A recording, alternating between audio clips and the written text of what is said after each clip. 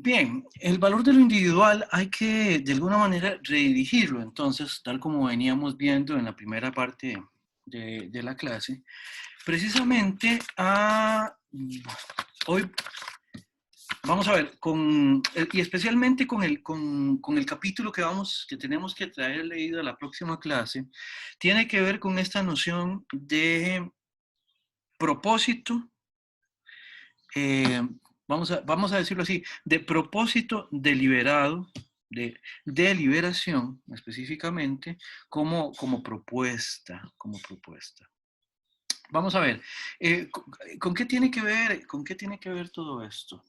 La primera cosa que una primera cosa que es importante y que es también, está entroncadísimo con esta noción romántica, con esta interpretación romántica de mundo, de vida y de lo humano, tiene que ver con situar al ser humano frente a la naturaleza y a partir de ahí también ver qué consecuencias surgen precisamente de esa situacionalidad, por decirlo de alguna manera. En algún sentido, algunos de los problemas que surgen precisamente en lo humano, muchas veces a propósito de las discusiones que se tienen de cómo vivir, tiene que ver con esa artificialidad con la cual el ser humano eh, se sale de la naturaleza excluyéndose de ella. Vamos, estos autores no es que tengan una noción, digamos, como de que a la naturaleza hay que volver recusando de lo humano, de lo racional, no, no, sino más bien de lo que están persuadidos estos autores es precisamente de que ese salirse, ese diferenciarse en relación con la naturaleza puede ser extremo. Puede ser extremo en el sentido de que incluso eso puede llevar a las personas a actuar de manera inapropiada o dar respuestas que terminan siendo inadecuadas en relación con lo que nosotros también somos. O sea, también somos parte de esa naturaleza. En ese sentido, debería haber una continuidad entre razón y naturaleza. Debería haber un continuo entre naturaleza y humano, ¿verdad? Ojo, ya habría quien les puede criticar a estos autores que hablar de ese continuum como algo que tenemos que entender, que es continuo, que no hace salto, aunque tenga algún tipo de contraposición, lo humano enfrente de la naturaleza, ya eso sería problemático, por ejemplo, para un Spinoza, por mencionar solamente un autor. Pero bueno, el punto aquí es que estos autores sí tienden a acercar, ¿verdad? Lo humano en su potencialidad como una naturaleza. No en el sentido esencialista necesariamente, digamos, que tendríamos cuando hablamos de una naturaleza del humano y en ese sentido de que no sé, de que el humano necesariamente cancela todo lo natural, ¿ya? Sino que precisamente, de alguna manera, retomar ciertas nociones de lo natural en nosotros sería importante para poder planificar, digamos, y voy a decirlo en spinoziano también, para planificar la potencia, ¿verdad? En ese sentido, volver a ver lo animal, lo salvaje, lo silvestre, ¿verdad? Para estos autores generalmente era importante. Y en ese sentido, muchas veces en ellos había una referencia de respeto hacia lo salvaje, ¿ya? Hacia lo salvaje entendiéndolo como un evidenciador de lo que es ser efectivamente autónomo. Si ustedes revisan las referencias de lo salvaje en la época, generalmente era más bien referencias con muchísimo menosprecio, con un desdén implacable, ¿verdad? Especialmente, por ejemplo, vamos a ver a las poblaciones nativas americanas. ¿verdad? Por poner un ejemplo, ¿verdad? Se referían a ellos como los salvajes en los medios de la época, en las cartas de la época se entendía eso. Recuerden que eso también es importante para una nación que, entre otras cosas, crece, se enriquece y se posiciona en el mundo, también geopolíticamente, precisamente a partir del arrasar y del desplazar a todos estos grupos humanos que de alguna manera solventan el problema de hacer eso con llamarles y menospreciativamente como salvajes. En estos autores no, en estos autores lo salvaje más bien dice mucho de la libertad que da el no tener que reparar, por lo menos no demasiado, en, en preocuparse por cómo es que las cosas deben ser hechas, ¿verdad? O sea, la naturaleza sabe resolver las cosas, ese es el punto, ¿verdad? Mejor que nosotros, mejor que lo humano. Lo humano con su artificialidad más bien complica las cosas antes que arreglarlas. Eso podríamos decirlo, digamos, como una pretensión o como una explicación general que es recurrente en estos autores, ¿verdad? Vean acá la cita que puse acá, que agregué, ¿verdad?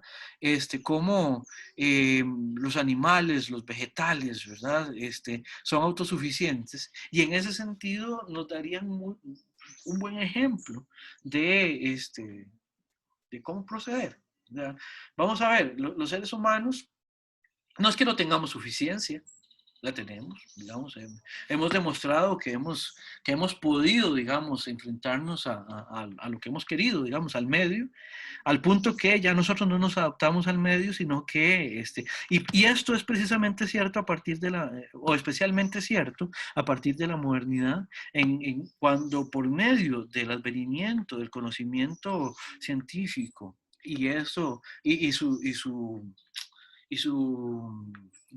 en los resultados que esto da, por ejemplo, en el dominio técnico del conocimiento, nosotros dejamos de adaptarnos al medio para empezar a adaptar el medio a nosotros, ¿verdad?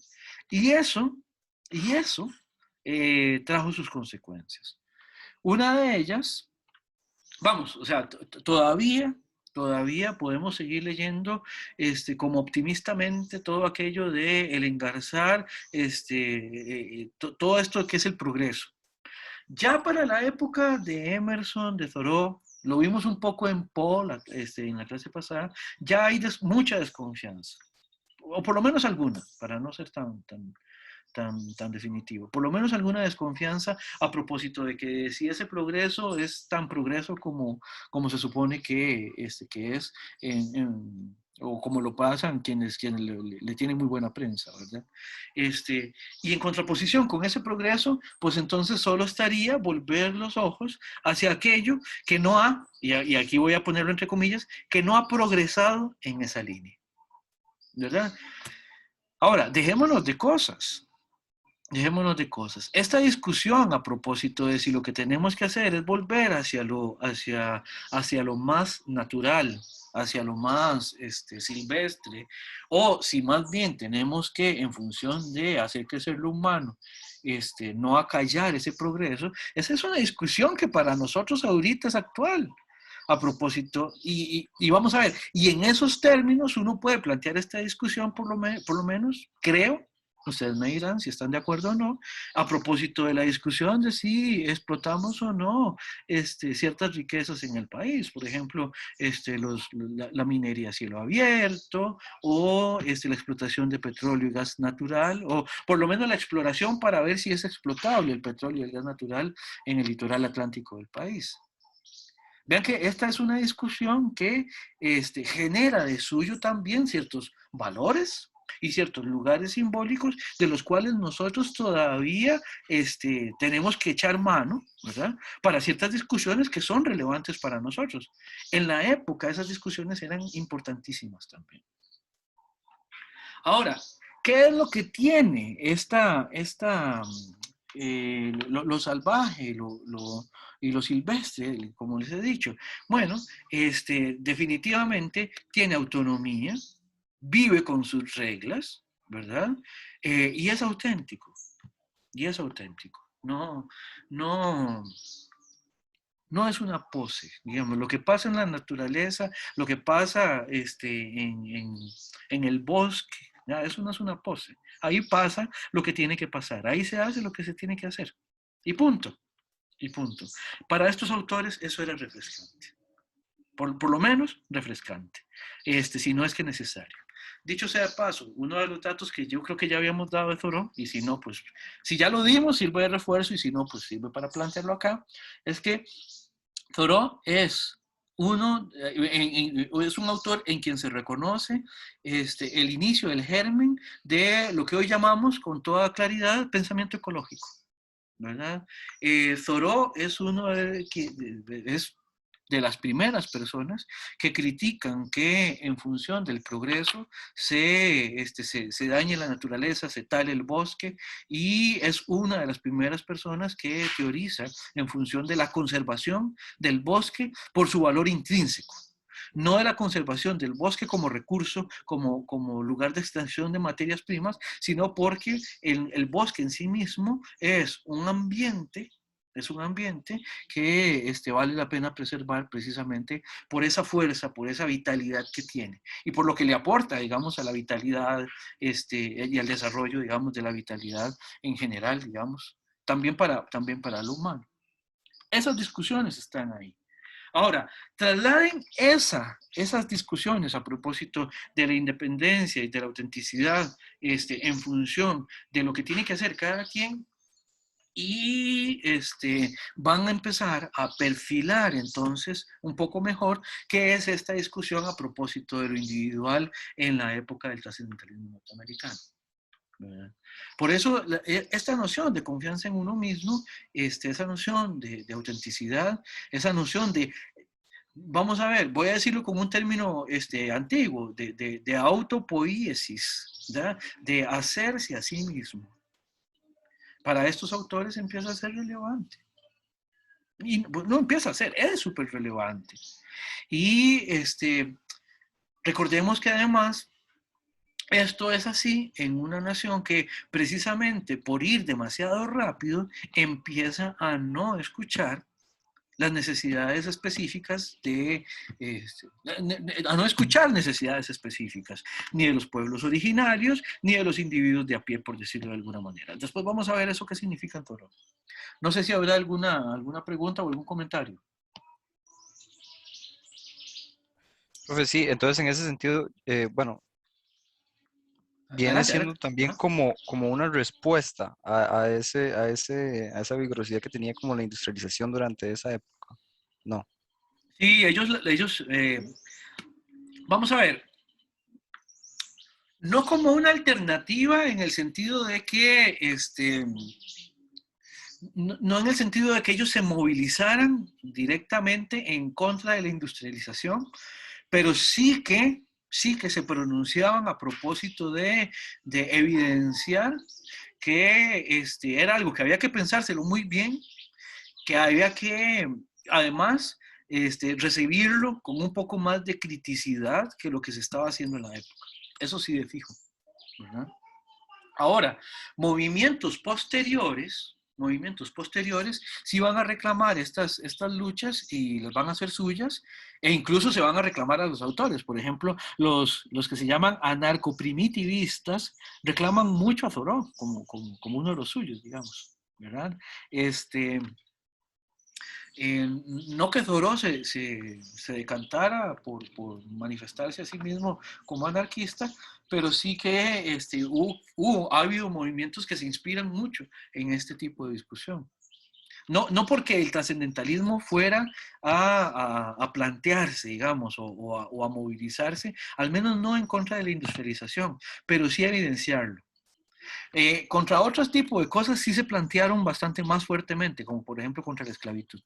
Eso lo vamos a ver hacia final de curso. ¿Alguna otra pregunta o comentario?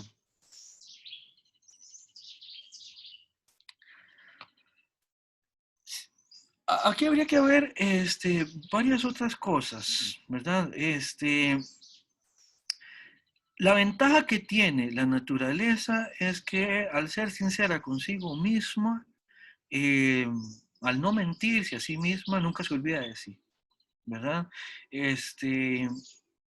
Hay otra de las citas que tengo por acá, no en las diapositivas, sino en mis apuntes, es que en algún momento Emerson empieza a hablar de que el problema de de no construir en función de uno mismo, sino en función de ir ahí en la línea de lo que se supone que hay que hacer.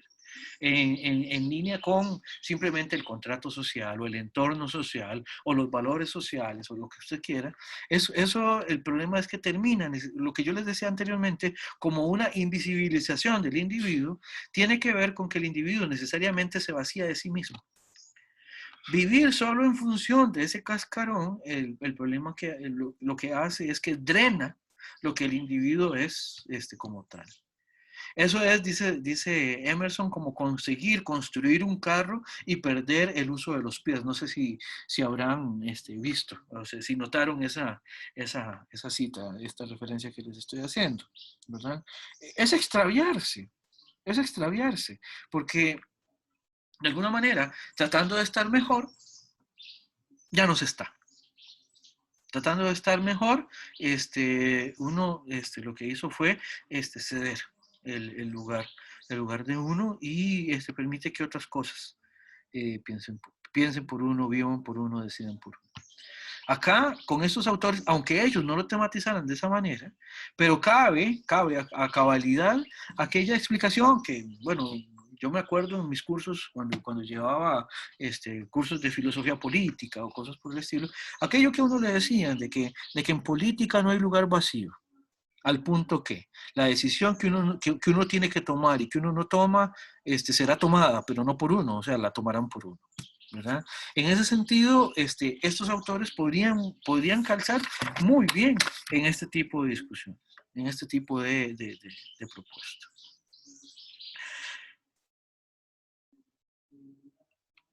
¿Cuál es el problema que causa esto? El problema es que cuando no se hace lo que se tiene que hacer, cuando no se es auténtico, cuando siempre se está tratando de generar complacencia en nosotros, cuando uno no es autónomo, cuando uno no es independiente, cuando uno no es libre, el problema es que uno puede terminar cumpliendo ciertas cosas, pero siempre se será insolvente.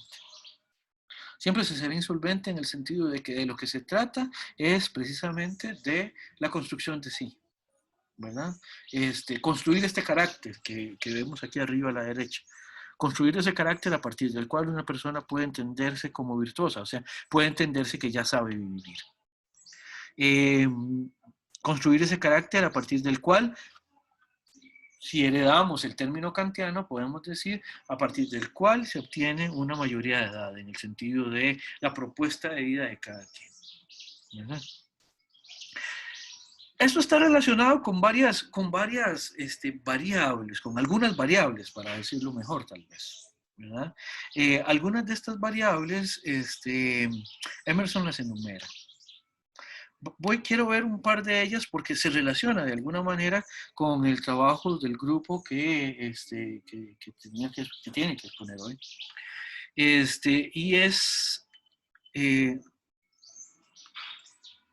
tiene que ver con lo siguiente. Ok, voy a saltarme esta diapositiva, no era esto lo que estaba buscando. Estamos viendo cómo, por ejemplo, hay ciertas actitudes que descolocan al individuo, descolocan a la gente. Y vean aquí, por ejemplo, el asunto de lo religioso, de la relación de lo religioso como algo que te vacía por dentro, te deja sin contenido por dentro. Ese quien le pone su confianza a lo exterior, necesariamente, renuncia así en última instancia, ¿verdad?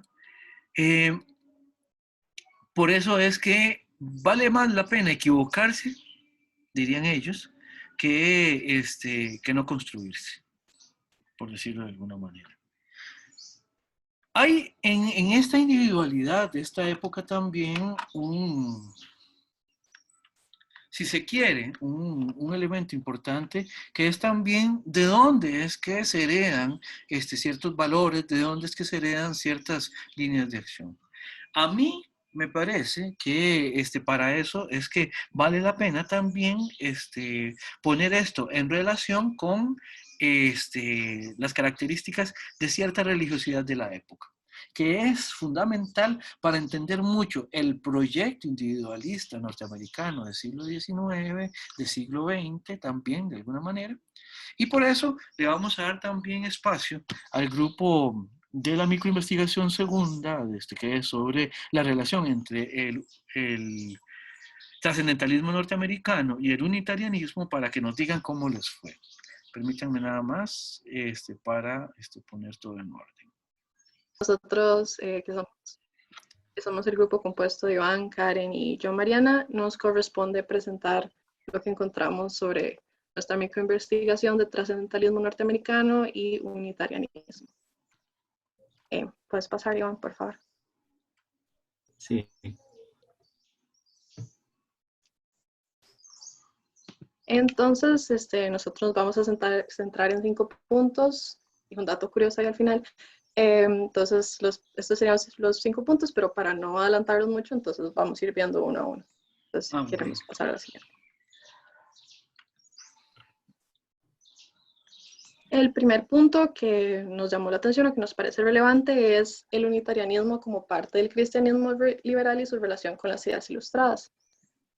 Entonces, el unitarianismo se desarrolla en el siglo XVIII como una de las múltiples ramas de lo que se llama cristianismo liberal. Y el cristianismo liberal surge más o menos alrededor entre las décadas de 1720 y 1740 con un acontecimiento que se llama el Gran Despertar o el primer Gran Despertar, porque luego se da otro, que acontece tanto en Europa como en las 13 colonias, donde surgen diferentes movimientos de reavivamiento del cristianismo, más que nada el protestantismo, pero el cristianismo en general. Y aquí es donde se da una separación entre lo que vamos a llamar cristianismo liberal y cristianismo ortodoxo. Esto por diferencias en puntos de vista dentro de creencias y tradiciones del cristianismo ortodoxo y lo que va a llamarse cristianismo liberal.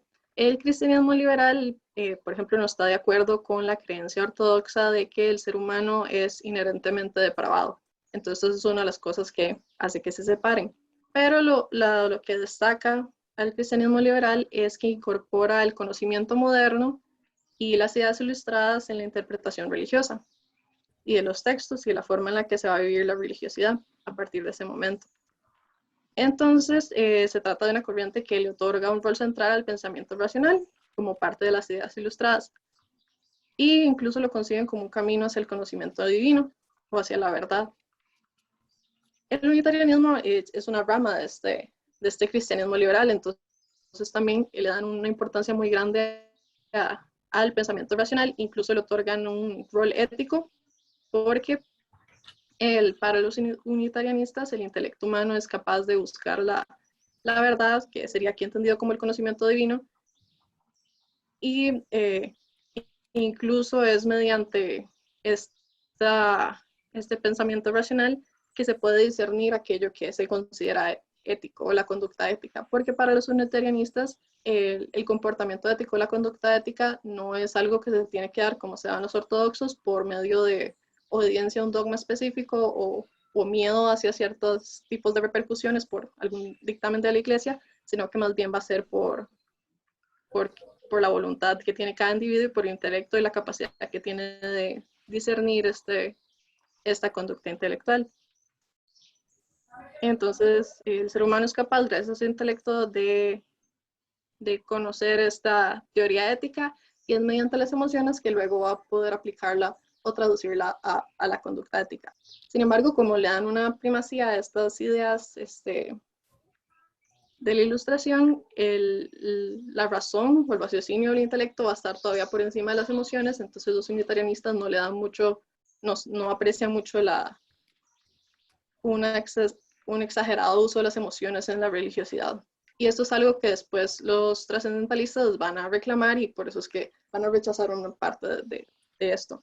Pero el hecho de que estuvieran tan metidos en la intelectualidad y el raciocinio es lo que hace que lleguen a estar en Harvard y que y que también durante el siglo XVIII y el siglo XIX la mayoría de los periódicos intelectuales de Massachusetts fueran de unitarianistas.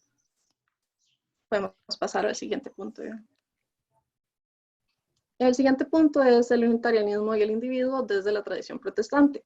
Esto porque, como ya dijimos, el unitarianismo es parte del cristianismo liberal, pero también tiene una tradición muy importante protestante que hace que se vea el individuo por encima de la institucionalidad y que se puede remontar hasta las tesis de Martín Lutero. Martín Lutero, que era un monje agustiniano, en 1517 publica sus 95 tesis, que es lo que va a dar lugar a lo que conocemos como protestantismo, pero en estas 95 tesis él lo que hace es diferentes 95 reclamos o críticas a la Iglesia Católica.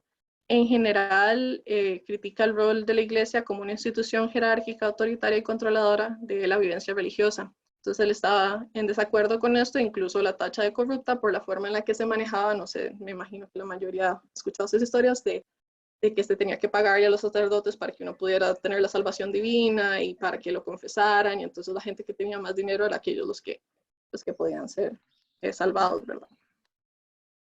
Entonces también él rechaza, Iván, te puedes devolver, gracias.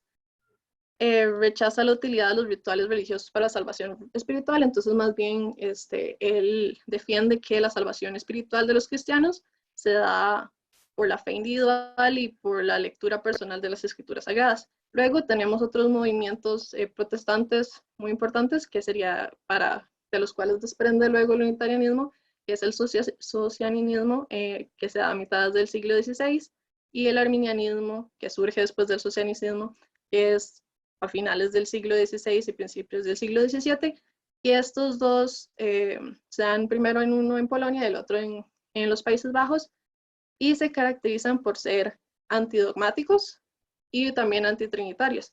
Entonces, antidogmáticos no creen en un credo específico que hay que seguir o en tradiciones institucionalizadas, y al mismo tiempo no creen en la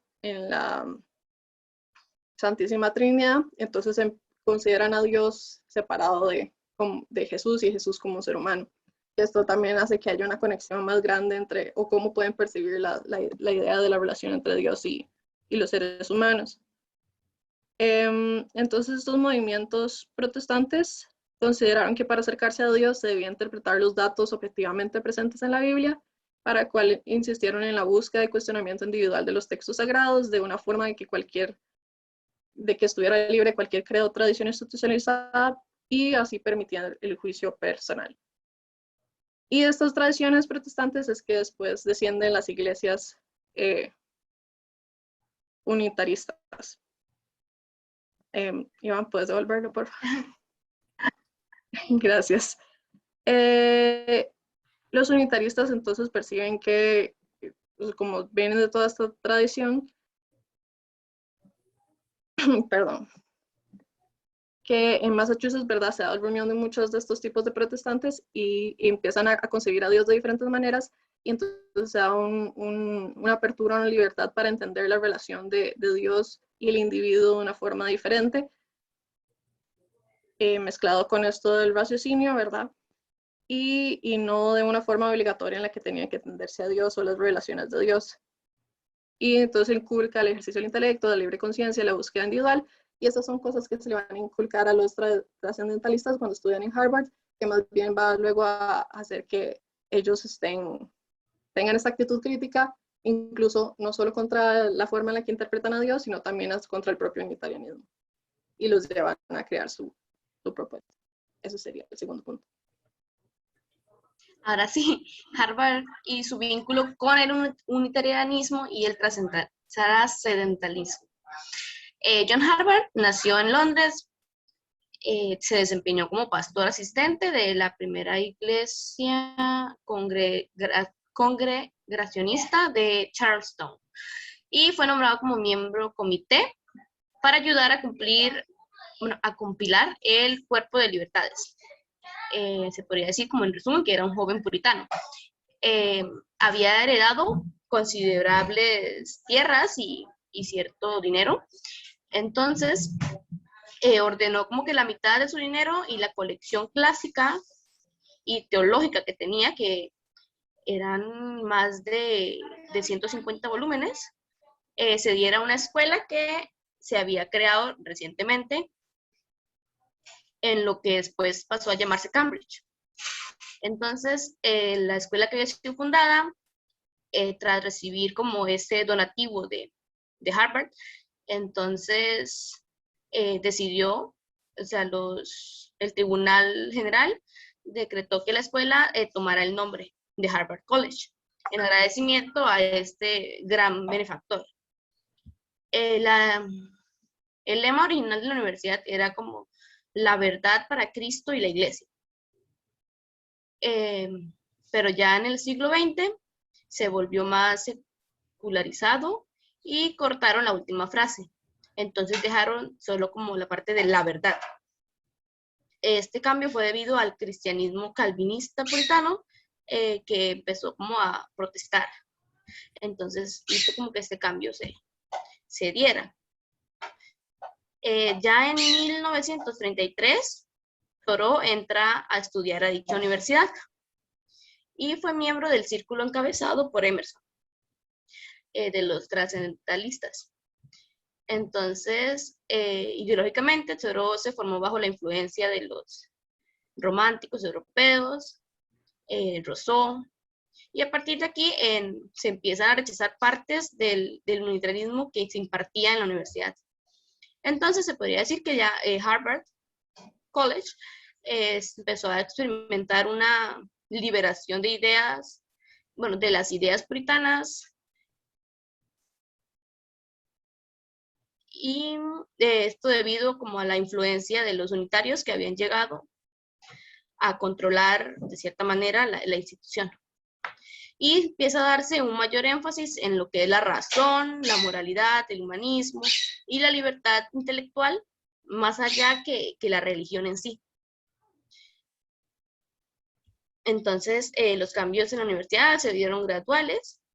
Entonces, para finales del siglo XVIII, entonces el espíritu puritano, que era como más visión puritana del mundo, cuyo objetivo era entrenar ministros para la gloria de Dios, se empezó como a desvanecer, dando lugar a secularismo académico a través de lo que es el unitarianismo.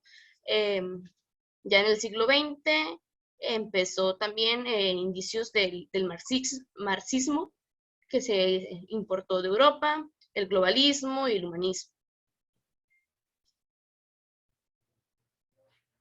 ¿Me escuchan? Sí.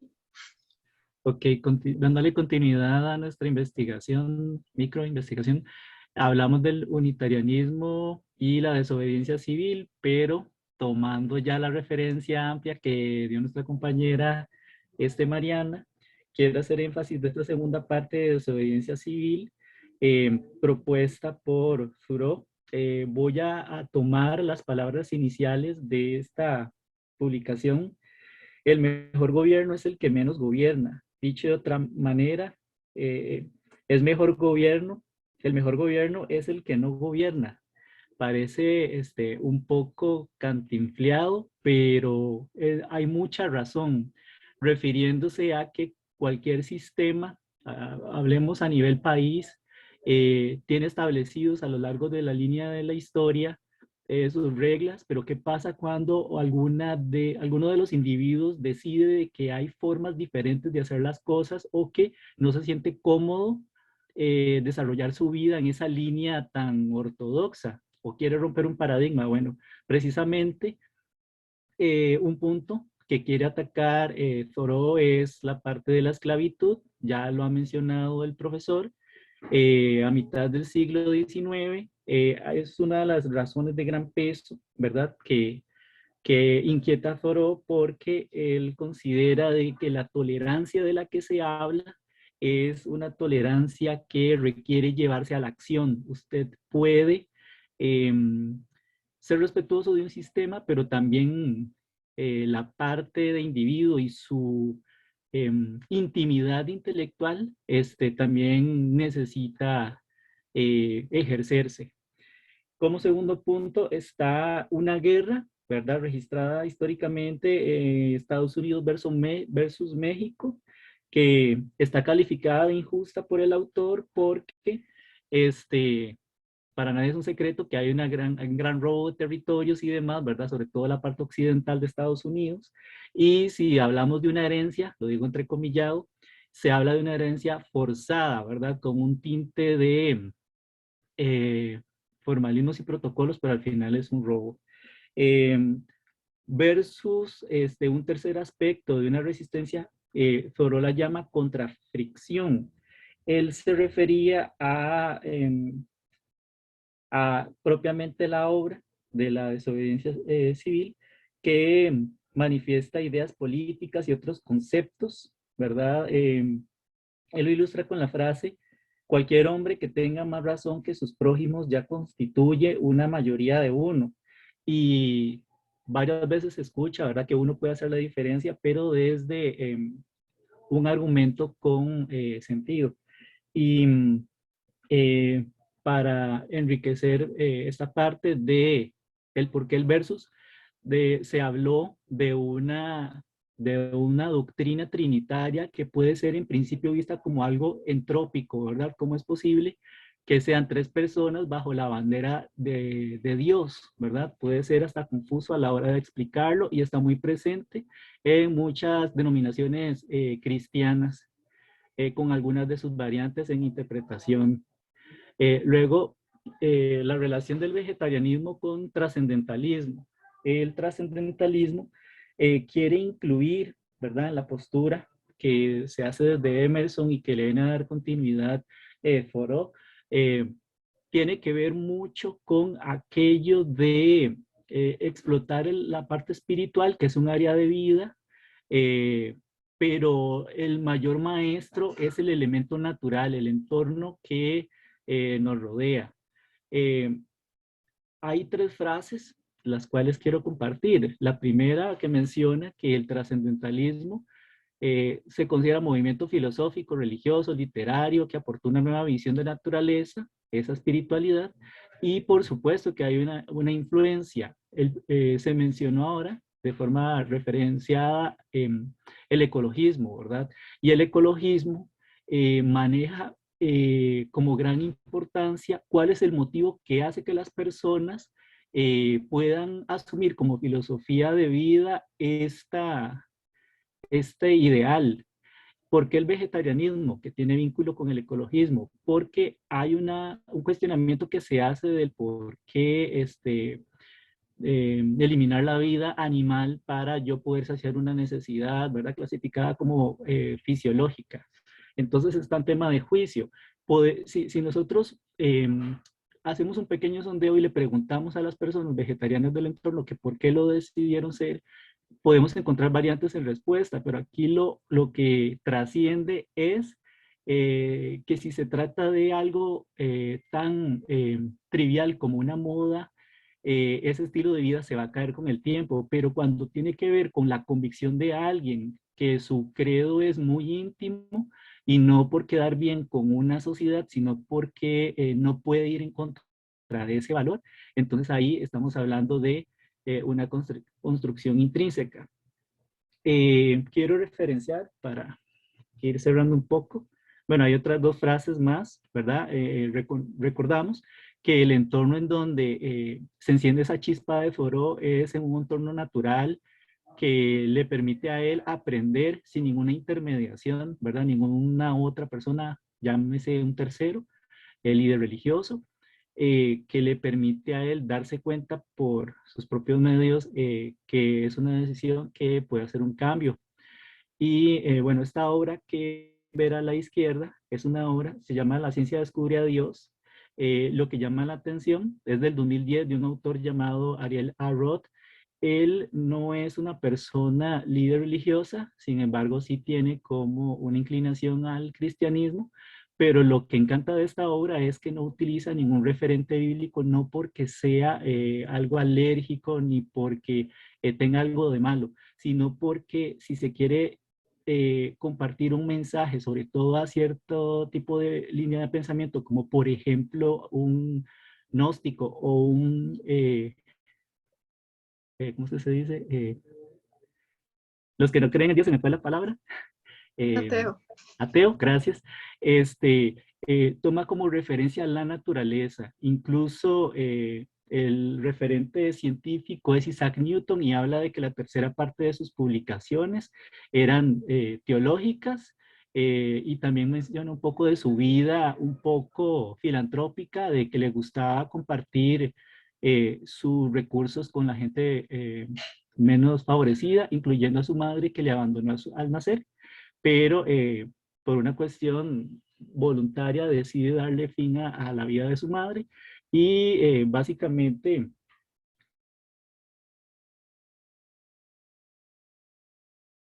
a nivel macro, como el universo, micro, como las partículas y algunas otras maravillas de los órganos del cuerpo humano.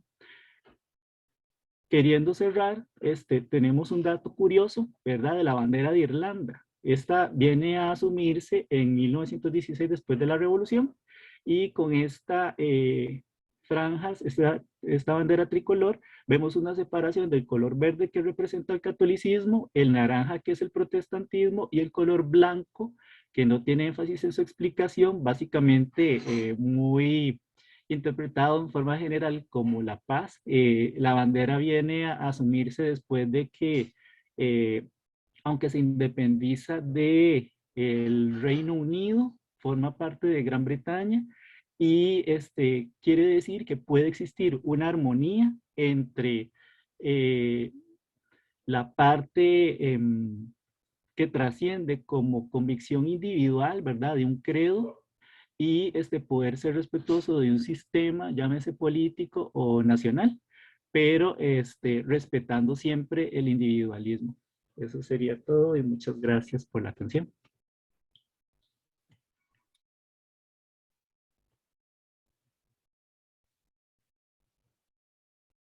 Bien, les quedaban un par de minutos y estaba típico, ¿verdad?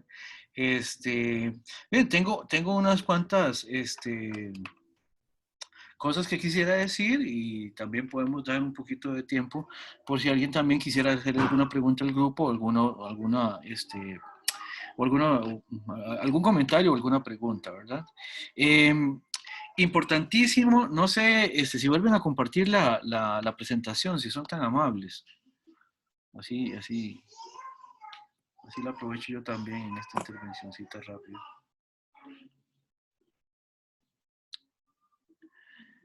Bien, vamos al principio.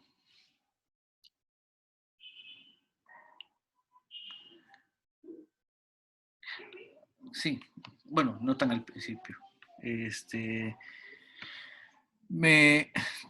Aquí puede ser, perfectamente. Me llama mucho la atención.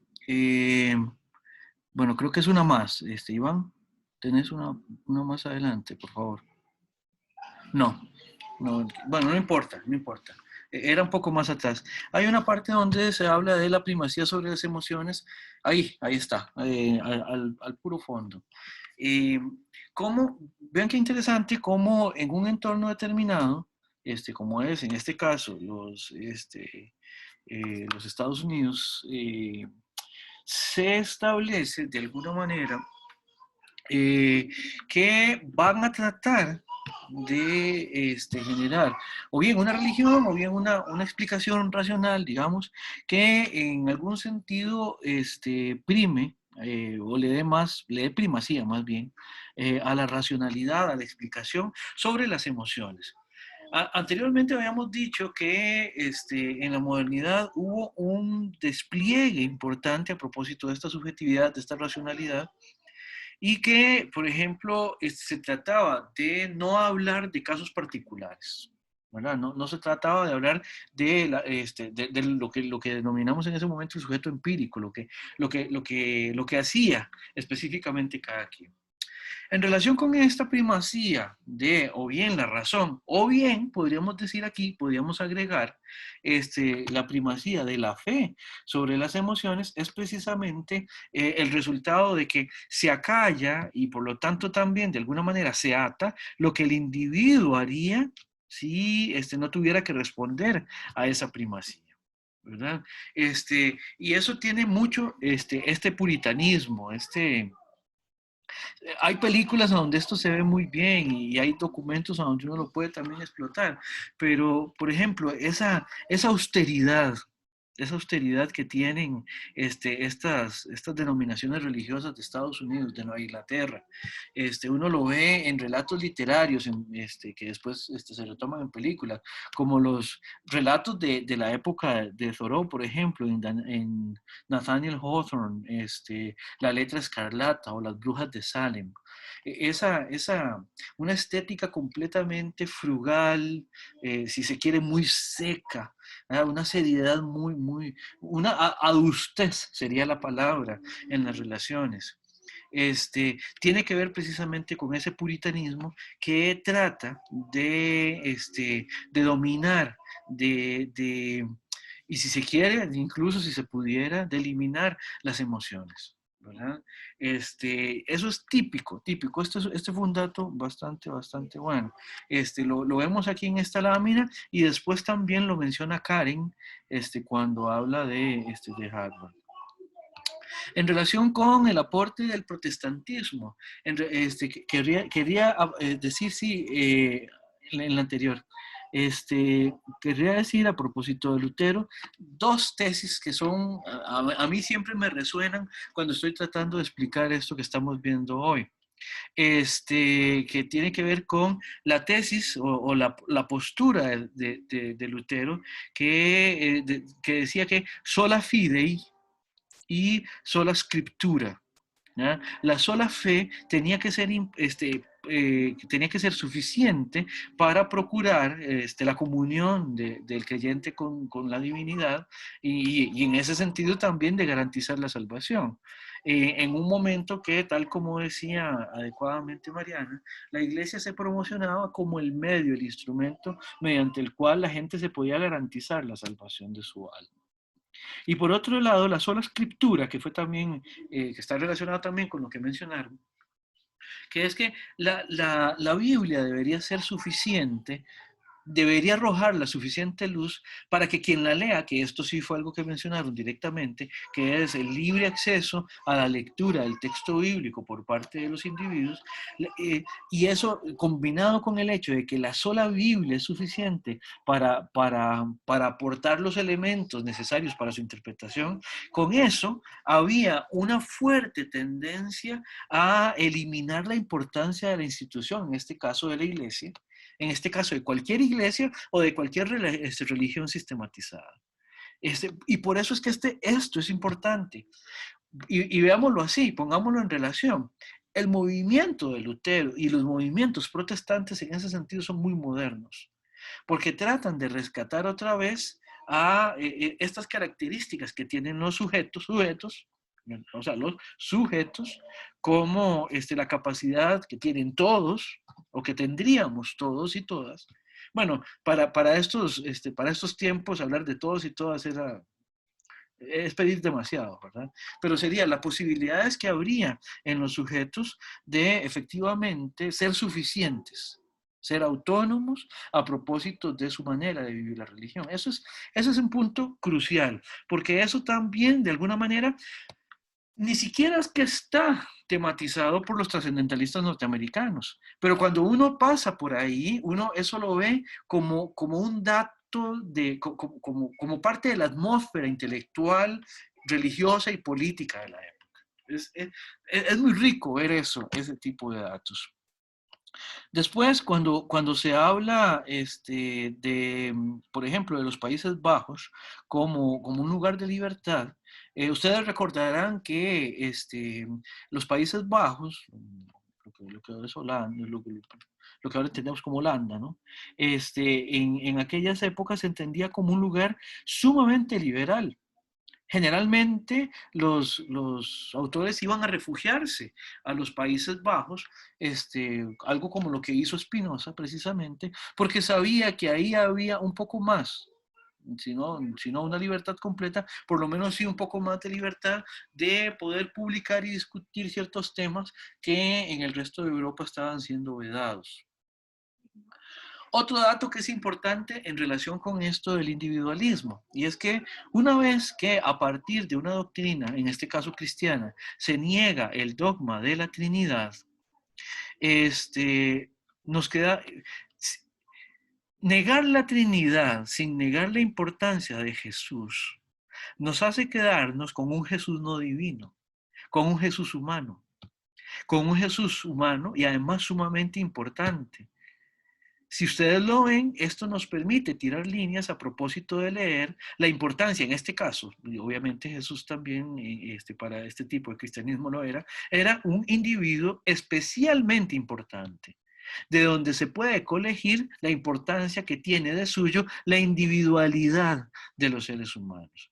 Porque en este sentido, bueno, Jesús ciertamente es un individuo excepcional, pero también al plantearse como un modelo a seguir o como un referente, de alguna manera lo que hace es que empuja o jala, le da tracción también a todas las demás individualidades que se están formando dentro de la institución religiosa, en este caso el unitarianismo. Esto es importante. Y de lo último, también de la exposición de Iván, rescato el asunto de la resistencia, porque de alguna manera la resistencia a la institución religiosa está muy metida, digamos, en la discusión de la resistencia a la autoridad o la resistencia, en este caso, al gobierno, que encontramos más directamente en los trascendentalistas norteamericanos. Uno de los impuestos que a Thoreau le reclaman por no pagar era el impuesto del derecho de asiento en la parroquia, que para sufragar los gastos del mantenimiento de la iglesia y del párroco de la comunidad, a cada familia se le imponía un impuesto que de alguna manera le daba el derecho a tener un lugar a donde llegar a sentarse cuando llegaran a los servicios. Thoreau en algún momento se dio cuenta de que estaba atrasadísimo con este impuesto y lo quiso ir a reclamar. Y a partir de ese momento incluso hizo llamar a un notario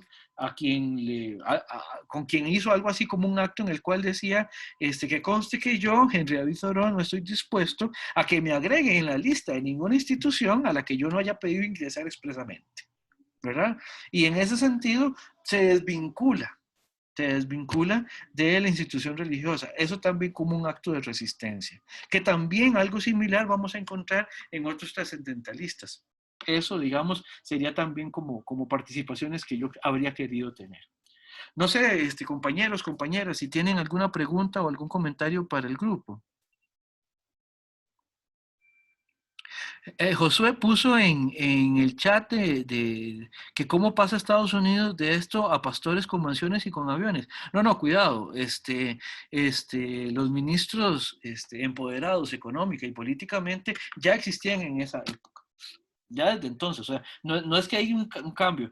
Estos trascendentalistas, estos unitarios, son diferentes. Y algunos otros también eran diferentes. No, pero gente que se enriqueciera también con esta institución, pues no, también las hubo. Y las seguirán habiendo. ¿Puedo acotar algo? Adelante.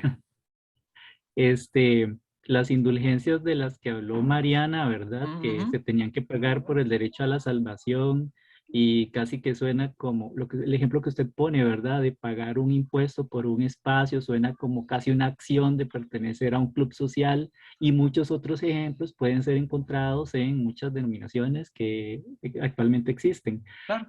Uno de los señalamientos que hizo Thoreau es que la sociedad estadounidense era muy materialista y muy obediente a las creencias religiosas. Entonces podemos observar que se estaba yendo de las manos la parte de la devoción con ese materialismo, que claro que tiene que ver la parte de monitorizada, ¿cómo se dice? Monetarizada. Monetarizada, correcto, sí.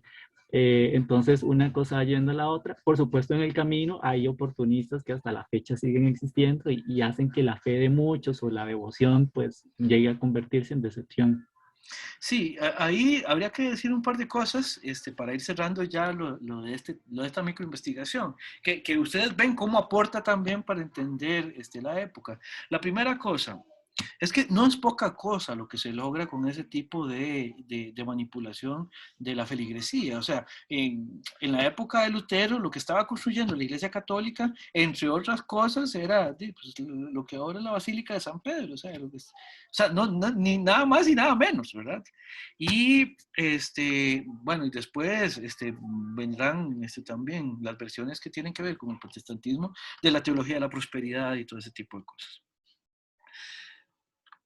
Por otro lado, están ciertas figuras del unitarianismo y ciertas figuras del puritanismo en Estados Unidos, que, bueno, no voy a ser yo quien defienda algo como el puritanismo, pero el punto es que sí por lo menos llama la atención de que en función de esta noción de que el individuo es el que tiene que dar cuenta de su devoción a Dios, de que el individuo es el que tiene que dar, y en este sentido es dar testimonio, tiene que evidenciar también con cómo vive la fe que cree.